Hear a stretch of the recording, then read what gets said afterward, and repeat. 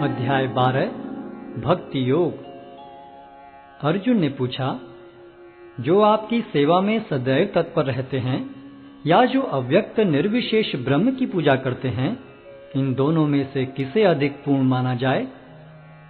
श्री भगवान ने कहा, जो लोग अपने मन को मेरे साकार रूप में एकाग्र करते हैं और अत्यंत श्रद्धा पूर्वक मेरी पूजा करने में सदैव लगे रहते हैं, वे मेरे द्वारा परम सिद्ध माने जाते हैं।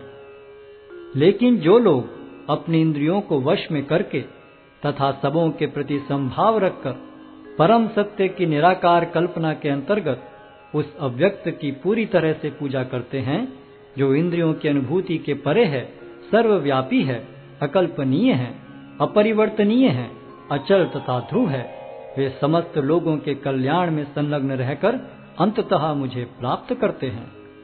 जिन लोगों के मन परमेश्वर के अव्यक्त निराकार स्वरूप के प्रति आसक्त हैं, उनके लिए प्रगति कर पाना अत्यंत कष्टप्रद है। देहधारियों के लिए उस क्षेत्र में प्रगति कर पाना सदैव दुष्कर होता है। जो अपने सारे कार्यों को मुझ में अर्पित करके तथा अविचलित भाव से मेरी भक्ति करते हुए मेरी पूजा करते हैं और अपने चित्तों को मुझ पर स्थित करके निरंतर मेरा ध्यान करते हैं, उनके लिए हे पार्थ, मैं जन्म मृत्यु के सागर से शीघ्र उद्धार करने वाला हूँ। मुझ भगवान में अपने चित्त को स्थिर करो और अपनी सारी बुद्धि मुझ में लगाओ। इस प्रकार तुम निस्संदेह मुझ में सदैव वास करोगे। हे अर्जुन, हे धनंजय, यदि तुम अपने चित्त को विचल भाव से मुझ पर स्थिर नहीं कर सकते, तो तुम भक्ति योग के विधि विधानों का पालन करो। इस प्रकार तुम मुझे प्राप्त करने की चाह उत्पन्न करो। यदि तुम भक्ति योग के विधि विधानों का भी अभ्यास नहीं कर सकते, तो मेरे लिए कर्म करने का प्रयत्न करो, क्योंकि मेरे लिए कर्म करने से तुम पूर्ण अवस्था को प्राप्त होगे। किंतु यदि तुम मेरे इस भावनामृत में कर्म करने में असमर्थ हो, तो तुम अपने कर्म के समस्त फलों को त्याग कर कर्म करने का तथा आत्मस्थित होने का प्रयत्न करो। यदि तुम यह अभ्यास नहीं कर सकते, तो ज्ञान के अनुशीलन में लग जाओ।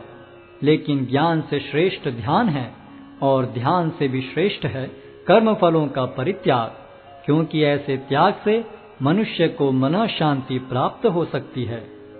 जो किसी से द्वेष नहीं करता, लेकिन सभी जीवों का दयालु मित्र है, जो अपने को स्वामी नहीं मानता और मिथ्या अहंकार से मुक्त है, जो सुख दुख में संभाव रहता है, सहिष्णु है, सदैव आत्मतुष्ट रहता है, आत्म संयमी है, तथा जो निश्चय के साथ मुझ में मन तथा बुद्धि को स्थिर करके भक्ति में लगा रहता है, ऐसा भक्त मुझे अत्यंत प्रिय है।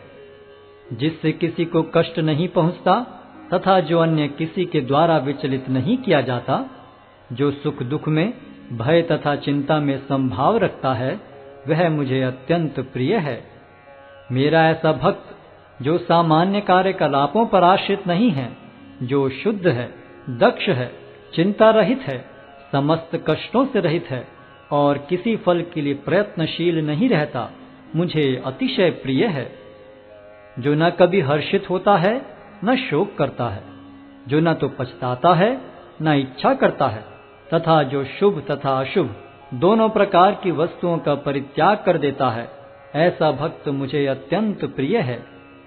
जो मित्रों तथा शत्रुओं के लिए समान है, जो मान तथा अपमान, शीत तथा गर्मी, सुख तथा दुख, यश तथा अपयश में संभाव रखता है, जो दूषित संगति से सदैव मुक्त रहता है, जो सदैव मौन और किसी भी वस्तु से संतुष्ट रहता है, जो किसी प्रकार के घर बार की परवाह नहीं करता, जो ज्ञान में दृढ़ है और जो भक्ति में संलग्न है, ऐसा पुरुष मुझे अत्यंत प्रिय है।